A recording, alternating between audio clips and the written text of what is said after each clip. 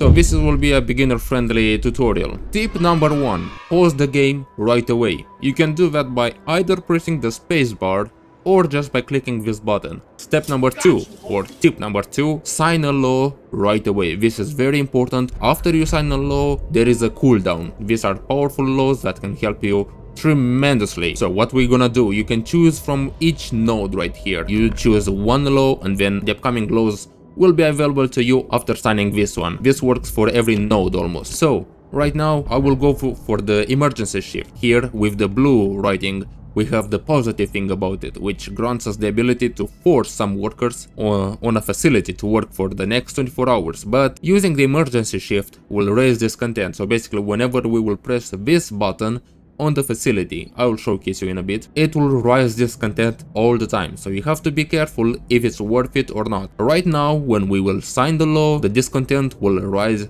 slightly. As you can see here, we sign it right now, we press play and the discontent is rising. So we stop the game again. Tip number 3, you have on the bottom right, you have the workers 65 out of 80, and it shows you the 65 is the number of workers which are free, which are currently not working anywhere. We have 50 workers, 15 engineers, 15 children, but they are prohibited. But hey, that can be changed anytime with a special law. Right now, let's focus on the workers. They are more versatiles which can be employed anywhere. The engineers, I want to treat them with special care because they can be employed in key facilities which they can only be working right there, but we'll get to that. So right now for the current tip here, we can assign people to work. You can either press one by one and it will fill up 2 out of 15. This facility has, or this pile of wood crates has up to 15 people to work at the time. We can press the max button and it will fill up all the empty spaces. For example, you can mix together, it doesn't really matter, they both work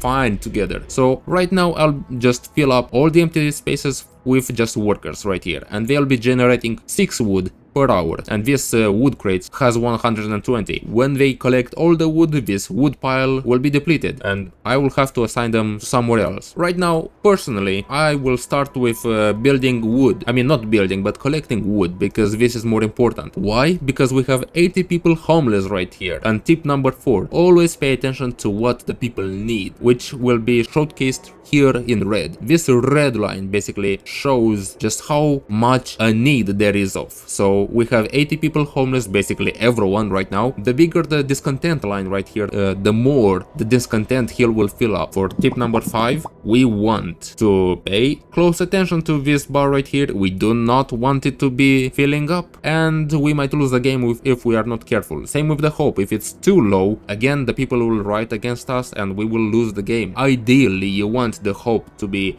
all the way up here full, and the discontent you want it to be low. Of course, we are in a frozen world, the world is about to end, the world cannot be ideal, so of course sacrifices will have to be made. Right now this is our generator, which it will keep people warm, so it will use a lot of coal, so we have to prepare, we have to stockpile coal to keep it running. So we just can hit play. For the beginners only, play it normal speed. This way you will adapt to the game and you can react quickly to any events that will happen. And with always to keep in mind to plan ahead, because right here we are on day 1, and as you can see, day 2, day 3 and day 4 there will be a big drop in temperature, which is 2 levels, with 1 level meaning 10 degrees. So if it drops to 2 levels, that means the temperature will drop 20 degrees Celsius right here. Right now it's -20. On day 4 it will be -40. It will be very cold. As you can see here, we just click on this and we can see the temperature right here. For the tip number 6, we have comfortable, which shows what's the comfortable temperatures. In livable, a very low risk of falling ill. Very low risk, but they can still fall ill. In chilly temperatures, low risk of falling ill. So right now, as you can see, the outside environment, it's chilly. It's -20 degrees and it is chilly. Cold, moderate risk of falling ill. So yeah, you definitely don't want people to be working in cold or even very cold or freezing, for example. Like, do not employ your people in such freezing temperatures. You do not want the people to get sick, because for tip number 7, so you do not want the people to get sick, because as they are sick, sick, they cannot be employed. I mean, they are still employed, but they will not be able to go to work. So always keep your man fresh, always fresh and healthy. Right now, I want to focus on building the tech. This is very important. In the tech section, we want to build this workshop. This is very important. Tip 8 question mark. So this is the main priority right now. Just build the workshop right now as soon as you possibly can. All right, and it is done. You just want to press to pause the game right away, and we have right here 0 to 5 people, which means no one is working. We can just assign it here by clicking +1 or just max out all the people, which only engineers can be working here, and they are all assigned in this facility. Here we have the working hours, which is pretty much standard for all facilities. When the people will start working at 8 AM and when they stop working at 18 or 6 PM. So right now we need to add new research. This is the technology tree. You can research whatever you want. I mean, hey, discover the game. Try to get what's better for you. Plan ahead. But what I consider is to be more important is to just go for the beacon. This beacon, research it right away. Hey, look, the first question, no roof over our heads. And you can choose whatever fits you best. I am confident in the ability to provide shelter for everyone. So I will click that because I had all the people work today on collecting wood. As you can see, I have a lot of wood. So ideally, another thing, ideally you want to build after the work time is over, right? Right now it's 6 PM and nobody is working here in the workshop or in collecting wood crates, right? Because it's after work time. But that doesn't mean people cannot build. That's why it's most precious to build things. So right now we go into the people sections and just build tents after tent. We have 80 people and one tent can host 10 people. So that's doing the math using the Pythagorean theorem, we can just deduct that we need to build 8 tents to house every human that we have. Now we press play and all the tents will be getting built up during the night. Another thing that's very important is to build a health or a medical post. As we are building the homes right now, the discontent also lowers bit by bit. Here, what's here? The heating is off. Sure, I guess I can just give some warmth to them during this night. Right now I'll sign a book of law and I will go with the extended shift. They will be able to work for more, which means I can go right here and toggle this off, and people, the workshops here, the engineers will start working at 6 AM till 8 PM. So it's a very powerful one. I like it. What can I say? I like to overwork people. You gotta do what you gotta do to survive, you know? And here the medical post, as you saw earlier, we had two people that were sick, even though we were living like in comfortable temperature, right? They can still get sick sometimes. So the people here got sick, right? We can just go here to workers, who is working, and the patients right here. Oh, we actually have 4 patients out of 5, because the medical post can have up to 5 patients right now. As we can see here, we have 4 people being treated, 0 in palliative care, and 80% one sick absence. Oh no, oh boy, no. We want the workshop to be always working, like always.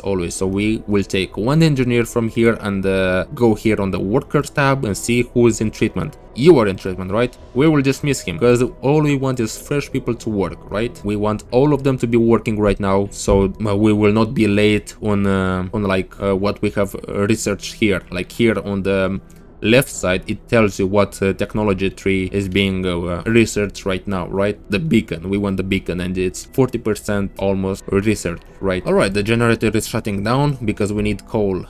So because we need coal, let's increase the work time here on this facility. And what other facility? Here on the wood crates, yeah. On the steel, should I do it now? I guess not. I think I will focus more on the coal, right? I think I need more coal to research, so let's go with that. Another tip number 9, right? So here you just hover over the right button here and it shows you where the people are working, like throughout the area. Right here we have 15 people here, we have 15 people here, and it tells you, you can just look around. You don't have to search, like click every pile right here to see, hey, do I have people working here? No, you just hover here and it will show you nice and easily. We have 5 people here working on the workshop, and based on the icon you can just see if they are like workers or engineers. Of course, you also have at the top you have the coal, just your resources, how much you have. The Steam code is very important later on, but here the raw food and the food ratios. What it means, this is the raw food and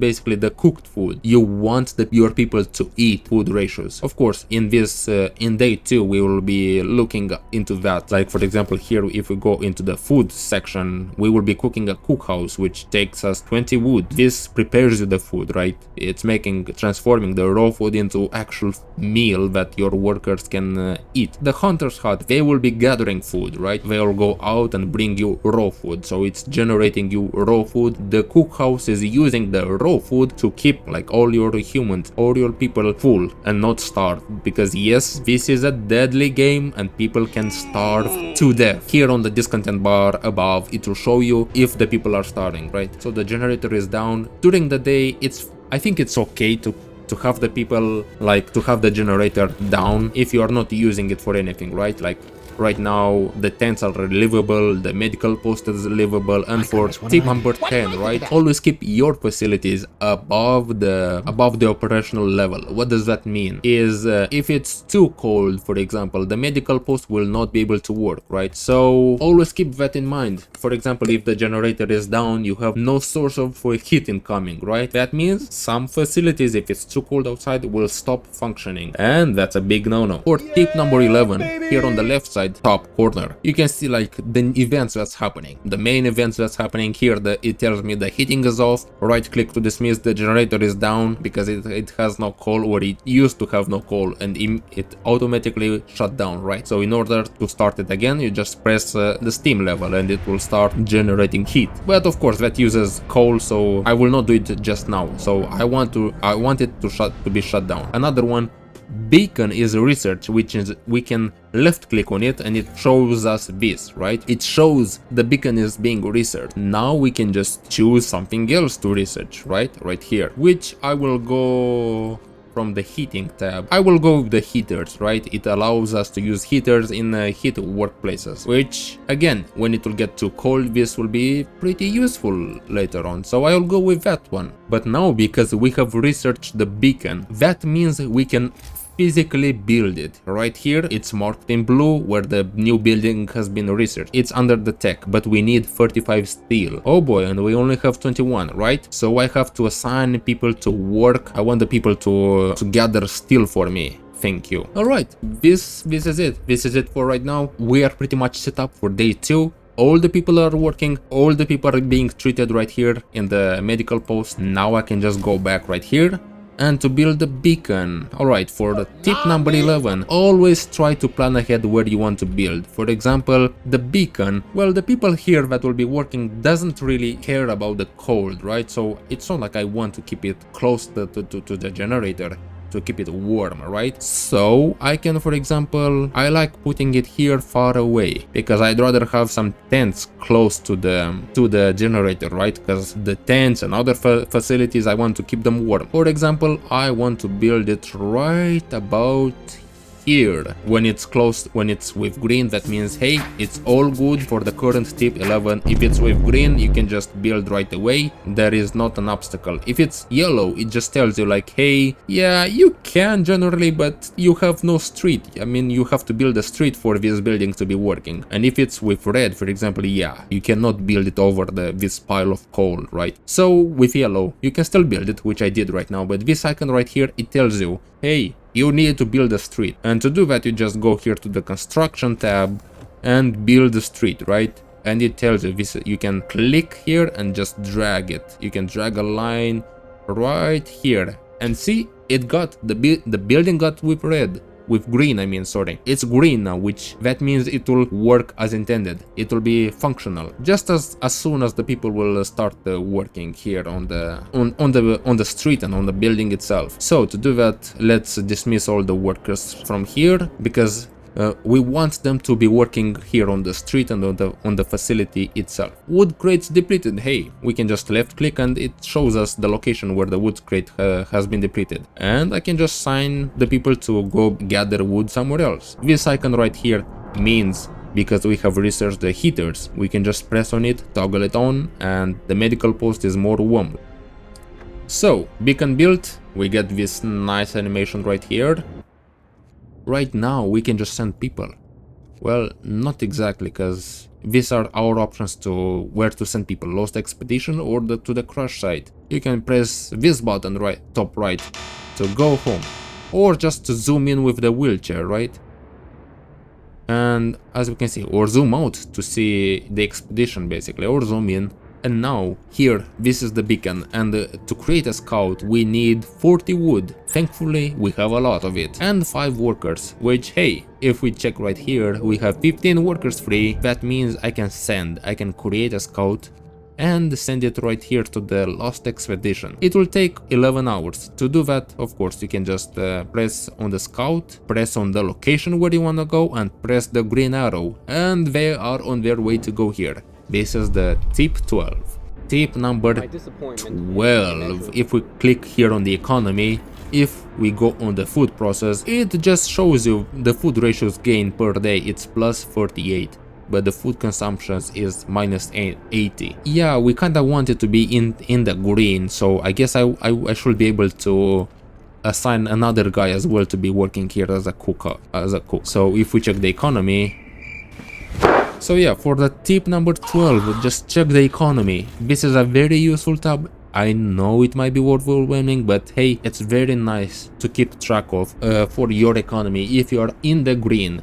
For example, if I have to run the generator all the time, I do not gain enough coal to like keep it on. I will be losing more coal. I'm spending more coal than I can generate, right? So this shows me, it helps me keep track of what the coal economy is. Same with the wood economy. Right here, we are gaining 132 wood per day. On the coal economy, we are on the green now, because we assign more people to work to gather coal. So we are on the green, even we have the generator on all the time, it's on the green. You can also check that here when you press the generator, and on the consumption it tells you how much you're gaining per day and how much you're spending per day. As we can see here, my people reached their destination and they are waiting. We can just check on the Lost Expedition, we can explore, and we can find the possible outcomes. Search might provide survivors. Yes, we need survivors, and we have the option: escort the survivors to the city or send the survivors. Escort the people, because that means they'll be arriving much faster to the city, you know. And we kinda need more people to be working, right? Because as you can see here, it's not too much coal that I'm generating, so I want to put them to work more. And here people are getting more hungry, so definitely I want to employ more people to cook more food. So hey, it's always a good idea to have more people in the city. So for team number 14, always plan ahead. You don't really have to min-max everything on this level. Click on this drawing board, which means it will upgrade the technology tree, and this will allow us to research everything on this tier, right? Like we research tier number 1, technology tree, and it will unlock us everything on this tier. Not just the food, shelter, but also resources, right? So this tier as well will be available to us, this as well, and on the heating tier as well. Oh, hey, look at this. The scout number 1 have returned safely to the city, and we got this.